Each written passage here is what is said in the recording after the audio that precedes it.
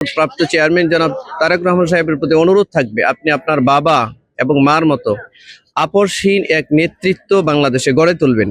বাংলাদেশের সমস্ত মানুষের, সর্বধরনের মানুষের একমাত্র আস্থার প্রতীক এবং সকলের অভিভাবক, রাষ্ট্রের যে একজন অভিভাবক, এই শব্দটা একমাত্র এই মুহূর্তে বাংলাদেশে যার পেছনে সবচেয়ে বেশি কার্যকর, তিনি হচ্ছেন আমাদের দেশের দেশনেত্রী বেগম খালেদা জিয়া।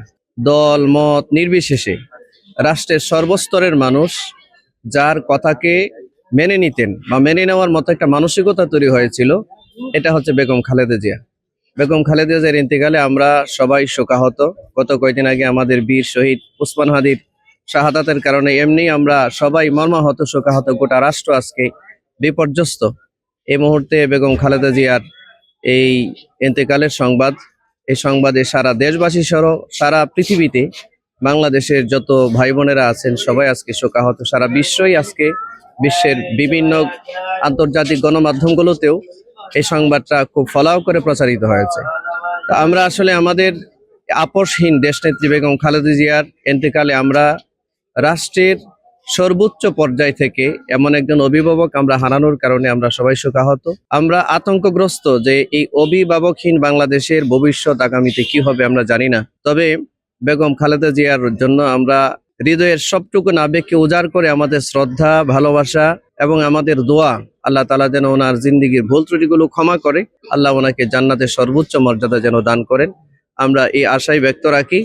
এবং বর্তমান সময়ে বিএনপির ভারপ্রাপ্ত চেয়ারম্যান জনাব তারেক রহমান সাহেবের প্রতি আমাদের অনুরোধ থাকবে, উনি ওনার বাবা শহীদ প্রেসিডেন্ট জিয়াউর রহমান, হয়তোবা বাংলাদেশ 54 বছর হয়েছে স্বাধীন হয়েছে, বাংলাদেশ স্বাধীন হওয়ার পরে একমাত্র সর্বোচ্চ বড় জানাজা হয়েছিল শহীদ প্রেসিডেন্ট জিয়াউর রহমান সাহেব। এরপর রাজনৈতিক ব্যক্তিদের ভেতরে সবচেয়ে বড় জানাজা হয়েছিল আমাদের বীর শহীদ ওসমান হাদির পরে হয়তো আগামীকালকে আমাদের বেগম খালেদা জিয়ার জানাজায় ইতিহাসের রেকর্ড করা একটা জানাজা হবে রাজনৈতিক ব্যক্তিত্বদের ভেতরে।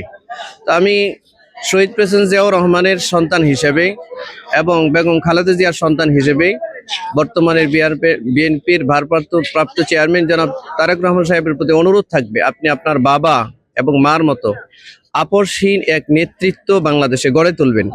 বাংলাদেশের স্বাধীনতা, সার্বভৌমত্বের ক্ষেত্রে কোনো পরাশক্তির সাথে যেন কখনোই আমরা, এটা আপনার কাছে আশা করব, আপনি মাথা নত করবেন না। দেশের জনগণ, দেশের সাধারণ আপামর মানুষ আপনার সহযোগিতায় থাকবেন এবং আমাদের সকলের সহযোগিতা আপনার সাথে থাকবে। আল্লাহ আমাদেরকে কবুল করুন। বেগম খালেদা জিয়াকে আল্লাহ জান্নাতের সর্বোচ্চ মাকাম দান করুন। আসসালামু আলাইকুম ওয়া রাহমাতুল্লাহ।